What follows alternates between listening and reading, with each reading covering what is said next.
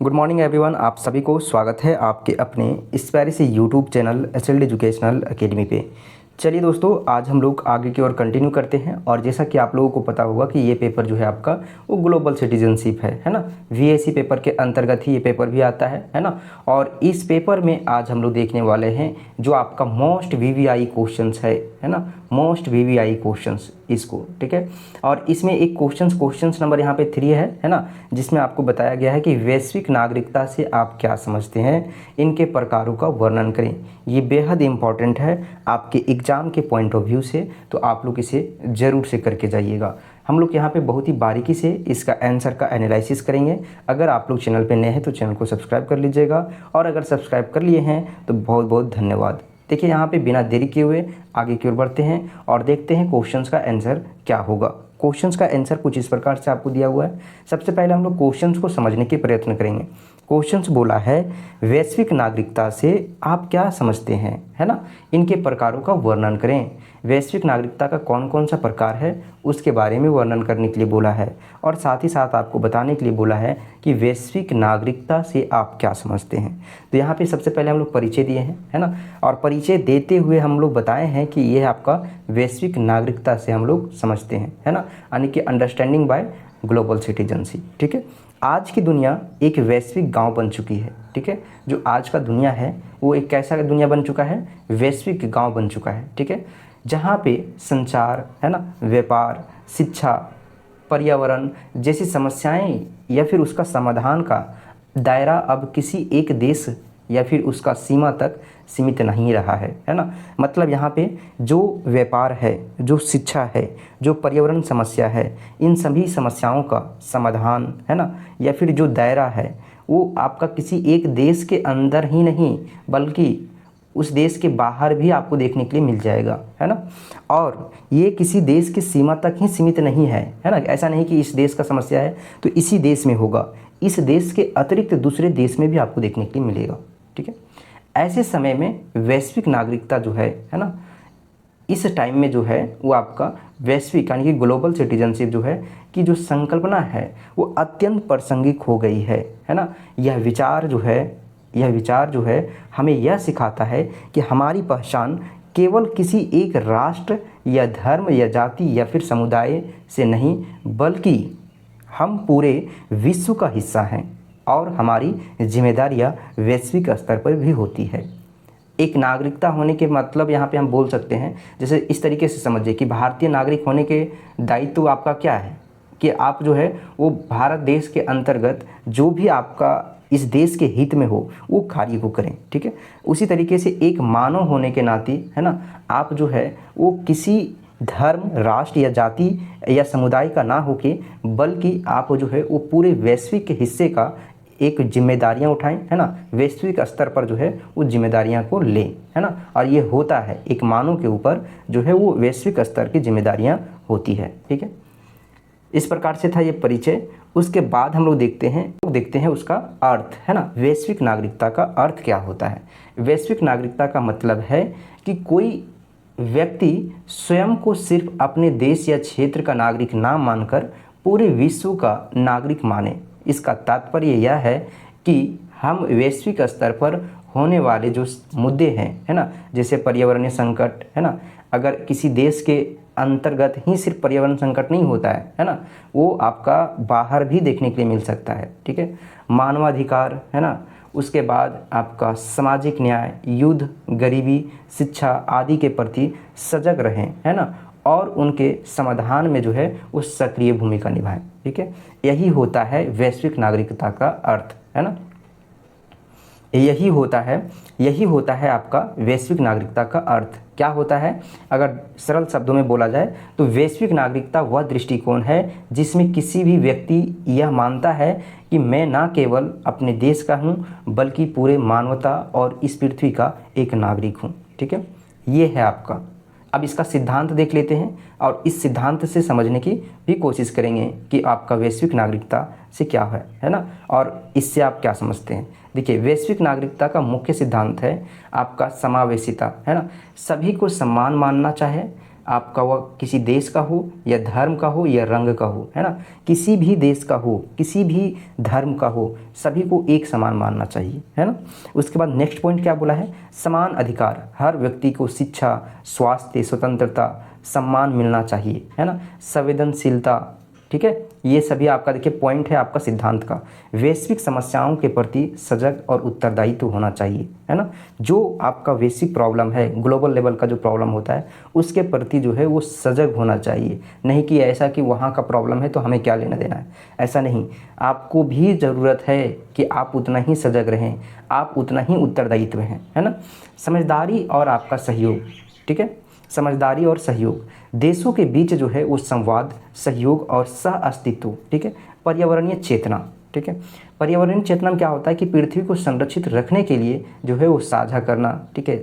जो भी आपका पर्यावरणीय से संबंधित जो आपके पास सोच है, जो आपके पास चिंतन है, उसके बारे में आप साझा करें, ठीक है। तो इस तरीके से आपका ये था।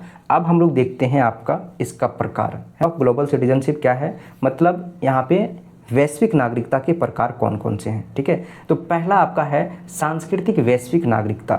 यह नागरिकता विविध संस्कृतियों, परंपराओं और भाषाओं के जो है वो सम्मान, समझ पर आधारित है, ठीक है। इसमें व्यक्ति संस्कृति विभिन्नताओं को सम्मान की दृष्टि से देखती है और विविधता में एकता का समर्थन करता है। ऐसे नागरिक बहुसंस्कृति को अपनाते हैं और पूर्वग्रह जो है से दूर रहते हैं, ठीक है। दूसरे समुदायों को हीन नहीं समझते हैं, ठीक है। देखिए यहाँ पे बोलने का मतलब क्या है कि सांस्कृतिक वैश्विक नागरिकता में होता क्या है कि सभी जो आपका नागरिक हैं, है ना, वो आपका देखिए विविध प्रकार की जो संस्कृतियाँ हैं, है ना, परंपरा है, जो भाषा है, उसको सम्मान देते हैं, है ना, उसको समझने पर आधारित होता है, ठीक है, समझ पर आधारित होता है। इसमें किसी भी प्रकार से दूसरे संस्कृति का, दूसरे जो भाषा है, दूसरे जो परंपरा है, उसको किसी भी तरीके से नीच नहीं देखते हैं ना, नीच भावना से, हीन भावना से नहीं देखते हैं, ठीक है। और साथ ही साथ देखिए बोला है क्या कि विभिन्न जो आपका संस्कृति है, उन भिन्नताओं को सम्मान की दृष्टि से देखा जाता है और विविधताओं में एकता का समर्थन किया जाता है, ठीक है। उदाहरण से हम लोग क्लियर करते हैं। जैसे मान लीजिए एक भारतीय नागरिक है ना, जो जापानी, फ्रेंच और अमेरिकी संस्कृति को समझने और अपनाने की रुचि रखता है तथा उनके त्योहारों और परंपराओं का सम्मान करता है, ठीक है। देखिए ये भारतीय नागरिक है बट जापानी, फ्रेंच, अमेरिकी संस्कृति को समझने में जो है वो रुचि रखता है ना। और वो कभी भी अपने धर्म के अतिरिक्त, अपने जाति के अतिरिक्त, है ना, जो भी परंपरा है, उस भाषा है, उसके अतिरिक्त जो दूसरे देश का जो भाषा है, जो परंपरा है, जो संस्कृति है, उसको कभी भी हीन भावना से नहीं देखेगा, ठीक है। उसके बाद देखिए वैश्विक आपका है यहाँ पे नैतिकता वैश्विक नागरिकता, है ना, यानी कि मॉरल ग्लोबल सिटीजनशिप। इस प्रकार के नागरिक में मानवता के प्रति गहरी नैतिक जिम्मेदारी महसूस करते हैं। इस प्रकार के जो नागरिक होते हैं वो मानवता के प्रति नैतिक जिम्मेदारी महसूस करते हैं। वे हर इंसान की पीड़ा को अपनी पीड़ा समझते हैं और न्याय, करुणा, समानता जैसे मूल्यों पर कार्य करते हैं। उदाहरण के लिए देखिए, जो व्यक्ति युद्ध पीड़ित शरणार्थियों की मदद करता है, भले ही वह किसी अन्य देश के हो, यह जो है आपका वो नैतिक वैश्विक आपका नागरिकता रखता है, आपका संवेदनशील रखता हो, है ना। तो इस तरीके से हो सकता है। उसके बाद तीसरा इसका टाइप्स होगा राजनीतिक वैश्विक नागरिकता। पहले हम लोग क्या देखें, आपका सांस्कृतिक आपका वैश्विक नागरिकता, फिर नैतिक वैश्विक नागरिकता, और तीसरा हम लोग देख रहे हैं आपका राजनीतिक वैश्विक नागरिकता। इसका संबंध जो है वो अंतर्राष्ट्रीय राजनीति, नीति निर्माण, मानवाधिकार और शांति प्रयासों से होता है ना। यह नागरिक अंतर्राष्ट्रीय संगठनों जैसे संयुक्त राष्ट्र, है ना, की आदि जो है आपका संयुक्त राष्ट्र आदि की जो है वो गतिविधियों में भाग लेता है और उन्हें समर्थन देता है। देखिए यहाँ पे बोला क्या है, समझने के प्रयत्न कीजिएगा कि इस प्रकार का, है ना, इस प्रकार में जो है आपका इसका संबंध जो है ना, राजनीतिक वैश्विक नागरिकता का जो संबंध है वो अंतर्राष्ट्रीय राजनीति से है, ठीक है। आपका जो है सिर्फ एक देश नहीं बल्कि पूरे देश का जो राजनीतिक होता है उससे संबंधित है। नीति निर्माण होता है, ठीक है, नीति निर्माण होता है। सभी देश के लिए जो है वो एक नियम कानून बनाया जाता है, एक पॉलिसी का निर्माण किया जाता है। मानवाधिकार शांति प्रयासों से होता है, ठीक है। यहाँ जो है वो आपका नागरिक अंतर्राष्ट्रीय संगठनों जैसे संयुक्त राष्ट्र, है ना, आप लोग नाम सुने होंगे, यूएनए, है ना, उसमें आपका जो है वो आदि की गतिविधियों में जो है वो आपका भाग लेता है। ठीक है, उदाहरण के लिए जो अंतर्राष्ट्रीय स्तर पर चल रहे मानवाधिकार आंदोलन या फिर आपका जलवायु परिवर्तन विरोध प्रदर्शनों में जो है वो भाग लेते हैं। ठीक है, तो इस तरीके से ये है आपका। उसके बाद देखिए 4th पॉइंट में है आर्थिक वैश्विक नागरिकता, है ना। आर्थिक वैश्विक नागरिकता, है ना, यह नागरिकता जो है वो वैश्विक आर्थिक समावेशन, निष्पक्ष व्यापार, है ना। निष्पक्ष व्यापार मतलब है कि किसी भी प्रकार से उसमें जो है वो पक्षपात ना हो, है ना, ऐसे व्यापार की स्थापना करना, है ना। जैसे पक्षपात की मतलब यहाँ पे इस तरीके से समझ सकते हैं, जैसे भारत और आपका यहाँ पे चीन है ना, ये किसी दूसरे देश से आपका एक जो है व्यापार कर रहे हैं, तो इस देश का जैसे भारत के लिए जो है वो यहाँ पे व्यापार नीति कुछ और हो और यहाँ के लिए व्यापार नीति कुछ और हो, तो यहाँ इस तरीके से अगर किया जाए तो ये आपका निष्पक्ष व्यापार नहीं कहलाएगा, ये पक्षपात व्यापार होगा। उसी तरीके से आर्थिक समावेशन होता है, श्रमिकों के अधिकार होता है, आर्थिक असमानता होता है ना, ये सभी दूर करने पर केंद्रित होता है आपका आर्थिक वैश्विक नागरिकता। ऐसे नागरिक यह मानते हैं कि सभी देशों को आर्थिक विकास में समान अवसर मिलता है। ठीक है, उदाहरण के लिए आप लोग यहाँ पे समझ सकते हैं कि जैसे कि आपको बताया गया कि वे लोग फेयर ट्रेड, है ना, उसी को बोलते हैं आपका निष्पक्ष व्यापार, उत्पादों का समर्थन करते हैं। यह वैश्विक गरीबी हटाने के लिए या फिर आपका जो है हटाने के लिए दान या निवेश करते हैं। ठीक है, जो लोग ये काम करते हैं कि निष्पक्ष व्यापार हो और उनका समर्थन करते हैं, वे लोग समझिए कि गरीबी हटाने के लिए जो है वो दान या जो है वो निवेश करते हैं। ठीक है, उसके बाद आगे की ओर बढ़ते हैं और देखिए बोला है कि पर्यावरणीय वैश्विक नागरिकता। ठीक है, पर्यावरणीय वैश्विक नागरिकता क्या है? इसका संबंध पृथ्वी की रक्षा और पर्यावरण संरक्षण से है। पर्यावरणीय वैश्विक नागरिकता यह समझाते हैं कि संसाधन सीमित है और हमें जो है वो मिलकर इसकी रक्षा करनी चाहिए। उदाहरण के लिए जलवायु परिवर्तन के खिलाफ आवाज़ उठाने वाले कार्यकर्ता, पेड़ लगाने वाले या फिर प्लास्टिक मुक्त अभियान चलाने वाले, है ना।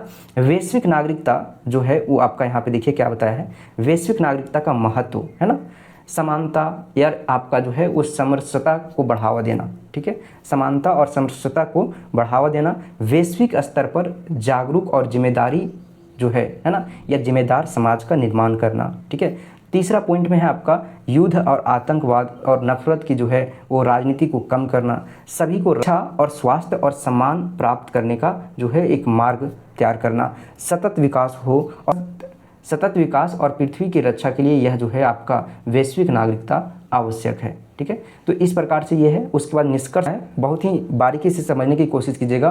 पूरे जो क्वेश्चंस का आंसर किए हैं ना, उसका इस निष्कर्ष में आपको समझने के लिए मिल जाएगा। ठीक है, वैश्विक नागरिकता आज की एक आवश्यक सोच है ना। यह विचार जो है वो हमें ना केवल बेहतर इंसान बनाता है, बल्कि यह एक जो है वो ऐसा समाज और विश्व बनाता है जहाँ सभी लोग मिलकर शांति, समानता और प्रगति की ओर बढ़ सके। ठीक है, आज जब समस्याएं वैश्विक है तो उनके समाधान भी जो है ना, आज जब समस्याएं वैश्विक है तो उनके समाधान भी वैश्विक सोच से ही